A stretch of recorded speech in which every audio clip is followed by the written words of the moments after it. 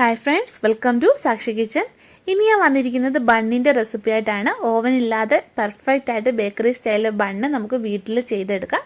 അപ്പോൾ ഇത് തയ്യാറാക്കി എടുക്കുന്നത് എങ്ങനെയെന്ന് നോക്കി വരാം. അപ്പോൾ ബൺ തയ്യാറാക്കാനായിട്ട് ആദ്യം ഈസ്റ്റ് ഒന്ന് ആക്ടിവേറ്റ് ചെയ്തെടുക്കണം. ഇതിലേക്ക് നമുക്ക് 2.5 ടീസ്പൂൺ ഈസ്റ്റ് ചേർക്കാം. ഇൻസ്റ്റന്റ് ഡ്രൈ ഈസ്റ്റ് ആണ് ചേർക്കുന്നത്. അതിനായിട്ട് ഞാനിവിടെ 1/2 കപ്പ് പാലാണ് എടുത്തിരിക്കുന്നത്. ഇത് ഇളം ചൂടുള്ള പാലാണ്. പാലിന് ഒരുപാട് ചൂടുണ്ടാകരുത്, ഇളം ചൂട് മാത്രമേ ആകാവേ. ഇപ്പോൾ പാലിന് പകരം നിങ്ങൾക്ക് വെള്ളത്തിൽ വേണമെങ്കിലും ഇത് ആക്ടിവേറ്റ് ചെയ്തെടുക്കാവുന്നതാണ്. ഇനി ഇതിലേക്ക് 2 ടേബിൾ സ്പൂൺ പഞ്ചസാരയും കൂടി ചേർക്കാം. ഇളക്കി യോജിപ്പിക്കാം. ഇനി ഇത് 5 മിനിറ്റ് മാറ്റി വയ്ക്കാം. അപ്പോഴത്തേക്കിന് ഈസ്റ്റ് നല്ലോണം ആക്ടിവേറ്റ് ആയി കിട്ടുവേ. ഇവിടെ ഞാൻ 2.5 കപ്പ് മൈദ എടുത്തിട്ടുണ്ട്. 250 ml കപ്പിന് 2.5 കപ്പ് മൈദയാണ് എടുത്തിരിക്കുന്നത്. ഇനി ഇതിലേക്ക് ആവശ്യമായിട്ടുള്ള ഉപ്പ് ചേർക്കാം. ഇതൊന്ന് മിക്സ് ചെയ്തെടുക്കാം. നിങ്ങൾ പാലിലല്ല മൈദ കുഴച്ചെടുക്കുന്നതെങ്കിൽ മൈദയിലേക്ക് 2 ടേബിൾ സ്പൂൺ പാൽപ്പൊടി ഈ സമയത്ത് ചേർത്ത് കൊടുക്കണേ. ഇനി ഈ മൈദയുടെ നടുവിലേക്ക് ആക്ടിവേറ്റ് ആയിട്ടുള്ള ഈസ്റ്റ് ഒഴിച്ചു കൊടുക്കാം. ഇനി ഇതൊരു സ്പൂൺ കൊണ്ടോ സ്പാച്ചുല കൊണ്ടോ ഇളക്കി യോജിപ്പിക്കാം. ഈ മൈദ കുഴച്ചെടുക്കാൻ വേണ്ടിയിട്ട് 1 കപ്പും പിന്നെ 2 ടേബിൾ സ്പൂണൂടെ പാൽ എനിക്ക് വേണ്ടി വന്നേ. ഓരോ മൈദയുടെ അനുസരിച്ചിട്ട് മാറ്റം വരാം. കുറച്ച് ലൂസായിട്ട് വേണം ഇത് കുഴച്ചെടുക്കാൻ. അപ്പോൾ ഇതെല്ലാം കൂടെ മിക്സ് ചെയ്ത് എടുത്തിട്ടുണ്ട്. ഇനി ഇതിലേക്ക് 2 ടേബിൾ സ്പൂൺ സൺഫ്ലവർ ഓയിലും കൂടി ഒഴിച്ചു കൊടുക്കാം. ഒന്നുകൂടെ സ്പൂൺ കൊണ്ട് തന്നെ ഒന്ന് യോജിപ്പിച്ചെടുക്കാം.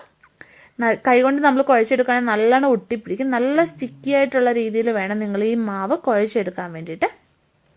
ഇനി ഇത് നമുക്ക് 2 മണിക്കൂർ മാറ്റി വയ്ക്കാം. 2 മണിക്കൂർ വേണ്ടി വരും ഇത് പൊങ്ങി വരാൻ വേണ്ടിയിട്ട്.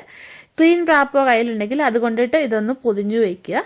അതല്ലെങ്കിൽ ചെറിയ നനവുള്ള തുണി കൊണ്ട് തന്നെ ഇതുപോലെ മൂടി ഇതിൻ്റെ മുകളിൽ ഒരു പാത്രം വെച്ചിട്ട് അടച്ചു വയ്ക്കുക. 2 മണിക്കൂർ കൊണ്ട് തന്നെ ഇത് പൊന്തി കിട്ടും. നല്ല ചൂടുള്ള സ്ഥലമാണെങ്കിൽ 1-1.5 മണിക്കൂറിനുള്ളിൽ പൊന്തി കിട്ടുവേ. അപ്പോൾ 2 മണിക്കൂർ കഴിഞ്ഞിട്ടുണ്ട്. മാവ് നല്ല ഡബിൾ സൈസായിട്ട് പൊങ്ങി വന്നിട്ടുണ്ട്. അപ്പോൾ ഞാൻ എൻ്റെ കയ്യിൽ കുറച്ച് മൈദപ്പൊടി എടുത്തിട്ട് മാവിലേക്കൊന്ന് അമർത്തി ടച്ച് ചെയ്യുകയാണ്. ഇനി ഇത് നമുക്ക് എടുത്തിട്ട് മൈദപ്പൊടിയെ തൂവി വെച്ചേക്കുന്ന ഒരു കട്ടിംഗ് ബോർഡിലേക്ക് മാറ്റാം. ഇനി ഇത് നല്ലോണം വലിച്ച് കുഴയ്ക്കണം. ഇത് ഒട്ടിപ്പിടിക്കുമ്പോഴേ കുറച്ച് മൈദ തൂവിയിട്ട് പിന്നെ കയ്യിൽ ഒട്ടിപ്പിടിക്കാതിരിക്കാൻ കുറച്ച് എണ്ണയും കൂടെ പുരട്ടിയിട്ട് 6-7 മിനിറ്റ് ഇത് കുഴച്ചെടുക്കണം. എന്നാലേ നല്ല സോഫ്റ്റ് ആയിട്ടുള്ള ബൺ നമുക്ക് തയ്യാറാക്കിയെടുക്കാൻ പറ്റും. അപ്പോൾ ഇതിപ്പോൾ കുഴച്ചെടുത്തിട്ടുണ്ട്. ഇനി ഇത് 2ആയിട്ട് നമുക്ക് ഡിവൈഡ് ചെയ്യാം. ഇതിനി ഒരെണ്ണം മാറ്റി വയ്ക്കാം. ഇനി നമുക്ക് ബണ്ണിന് വേണ്ടിയിട്ടുള്ള ഒരു മിക്സ് തയ്യാറാക്കി എടുക്കാം. അതിനായിട്ട് ഞാനിവിടെ 2.5 ടേബിൾ സ്പൂൺ ബട്ടർ എടുത്തിട്ടുണ്ട്. റൂം ടെമ്പറേച്ചറിലുള്ള ബട്ടറാണ് എടുത്തിരിക്കുന്നത്. ഇനി ഇതിലേക്ക് 2 ടീസ്പൂൺ ചില്ലി ഫ്ലേക്സ് ചേർക്കാം. പിന്നെ ഗ്രേറ്റ് ചെയ്തെടുത്ത ഗാർലിക്ക് 2.5 ടീസ്പൂണോളം ചേർക്കാം. ഇതിൻ്റെയൊക്കെ അളവ് നിങ്ങളുടെ ടേസ്റ്റിനനുസരിച്ചിട്ട് മാറ്റം വരുത്താവേ. ഇത് ഉപ്പുള്ള ബട്ടറാണ് ഞാൻ എടുത്തിരിക്കുന്നത്. ഉപ്പില്ലാത്ത ബട്ടറാണെങ്കിൽ നിങ്ങൾ ആവശ്യത്തിന് ഉപ്പും കൂടി ഇതിൽ ചേർക്കുക. അപ്പോൾ നമ്മൾ 2ആയിട്ട് ഡിവൈഡ് ചെയ്തിരുന്ന മാവില് അതിൽ ഒരെണ്ണം എടുത്തിട്ട് ഇനി ഇത് പരത്തിയെടുക്കാം. ഈ കട്ടിംഗ് ബോർഡിന്റെ അളവിലാണ് ഞാൻ പരത്തിയെടുക്കുന്നത്. ആവശ്യത്തിന് മൈദപ്പൊടി തൂവി കൊടുത്തിട്ട് അതിൻ്റെ മുകളിലേക്ക് ഇത് വെച്ചിട്ട് നല്ലോണം ഒന്ന് പരത്തിയെടുക്കാം. ചപ്പാത്തിക്കൊക്കെ പരത്തുന്ന പോലെ പരത്തിയെടുക്കാം. അപ്പോൾ ഇത് പരത്തിയെടുത്തിട്ടുണ്ട്. ഇതിൻ്റെ മുകളിൽ ഇനി നമുക്ക് ബട്ടർ തേച്ച് കൊടുക്കാം. ഇനി കുറച്ച് കട്ട് ചെയ്ത് വെച്ചിരിക്കുന്ന മല്ലിയിലയും കൂടി ഇട്ട് കൊടുക്കാം. ഇനി ഇതൊരു സൈഡിൽ നിന്ന് ടൈറ്റായിട്ട് റോൾ ചെയ്തെടുക്കാം. ഇനി ഇതിൻ്റെ ഒരു വശം ഇതുപോലെ ഒട്ടിച്ചു കൊടുക്കണം. സൈഡ് നല്ലോണം ഒട്ടിച്ചു കൊടുക്കണേ. ഇനി ഇത് നമുക്ക് കട്ട് ചെയ്തെടുക്കാം.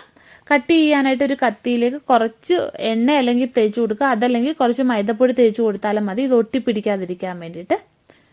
ഇനി ഇത് ഓരോ പീസായിട്ട് കട്ട് ചെയ്തെടുക്കാം. ഇനി ഒരു കേക്ക് ടീന് ഞാൻ എടുത്തിട്ടുണ്ട്. ഇതിലേക്ക് കുറച്ച് ഓയിൽ ഒഴിച്ചിട്ട് നല്ലോണം ഗ്രീസ് ചെയ്തെടുക്കാം. സ്വല്പം മൈദപ്പൊടിയും കൂടെ തൂവി കൊടുക്കാം ഇതിൻ്റെ മുകളിലേക്ക്. ഇനി ഇത് കട്ട് ചെയ്ത് വെച്ചിരിക്കുന്ന ഓരോ പീസ് എടുത്തിട്ട് ഇതിനുള്ളിൽ വെച്ച് കൊടുക്കാം. കുറച്ച് അകലത്തിൽ വെച്ച് കൊടുക്കുക. മറ്റേ പീസ് ഇതുപോലെ തന്നെ നമുക്ക് പരത്തിയെടുക്കാം. എന്നിട്ട് ഇതിലും ബട്ടർ പുരട്ടി ടൈറ്റായിട്ട് റോൾ ചെയ്തെടുക്കാം. അപ്പോൾ ഇതെല്ലാം ചെയ്തെടുത്തിട്ടുണ്ട്. ഇനി ഇത് നമുക്കൊരു നനഞ്ഞ തുണി കൊണ്ടിട്ട് ഈ പാത്രം അടച്ച് ഒരു 1.5 മണിക്കൂർ മാറ്റി വയ്ക്കുക. 1.5 മണിക്കൂറിനുള്ളിൽ ഇത് പൊങ്ങി വരുവേ. അപ്പോൾ 1.5 മണിക്കൂർ കഴിഞ്ഞിട്ടുണ്ട്. ഇത് നല്ലോണം പൊന്തി വന്നിട്ടുണ്ട്. ഇനി ഇത് നമുക്ക് ബേക്ക് ചെയ്തെടുക്കണം. അതിനായിട്ടൊരു പാത്രം വെച്ചിട്ട് 10 മിനിറ്റ് പ്രീഹീറ്റ് ചെയ്ത് വെച്ചിട്ടുണ്ട്. ഒരു ചരുവത്തിൽ സ്റ്റാൻഡ് ഇറക്കിയിട്ട് അടച്ചു വെച്ച് 10 മിനിറ്റ് പ്രീഹീറ്റ് ചെയ്തെടുത്തതാണ്. ഇനി ഇതിലേക്ക് നമുക്കിത് ഇറക്കി വയ്ക്കാം. ഹൈ ഫ്ലെയിമിൽ ഇട്ടിട്ട് വേണം ബേക്ക് ചെയ്തെടുക്കാൻ. 10-15 മിനിറ്റിനുള്ളിൽ ഇത് ബേക്കായിട്ട് കിട്ടും. മറ്റേത് കുക്കറിൽ ഇതുപോലെ സ്റ്റാൻഡ് വെച്ചിട്ട് ചൂടാക്കിയിട്ടുണ്ട്. അതിലേക്ക് ഒരെണ്ണം ഞാൻ ഇറക്കി വയ്ക്കുകയാണ്. ഇനി 10 മിനിറ്റ് കഴിയുമ്പോൾ നിങ്ങൾ ഇതിലേക്ക് സ്വല്പം ബട്ടർ ഇതിൻ്റെ മുകളിൽ നല്ലോണം ഒന്ന് പുരട്ടി കൊടുക്കണേ. അപ്പോൾ ആയി വന്നിട്ടുണ്ട്. ഇത് എടുത്തു മാറ്റാം. ഇത് ചൂടാറി വന്നിട്ടുണ്ട്. ഇനി ഇതൊരു പ്ലേറ്റിലേക്ക് മാറ്റാം. നല്ല സോഫ്റ്റ് ആയിട്ടുള്ള ബണ്ണാണ്. നിങ്ങളിത് ഉറപ്പായിട്ടും ഒന്ന് ചെയ്ത് നോക്കണം. പിന്നെ വീഡിയോ ഇഷ്ടപ്പെടുകയാണെങ്കിൽ ഒന്ന് ലൈക്ക് ചെയ്യാനും ഷെയർ ചെയ്യാനും മറക്കല്ലേ. അപ്പോൾ നമുക്ക് വീണ്ടും മറ്റൊരു നല്ലൊരു റെസിപ്പിയുമായിട്ട് വീണ്ടും കാണാം.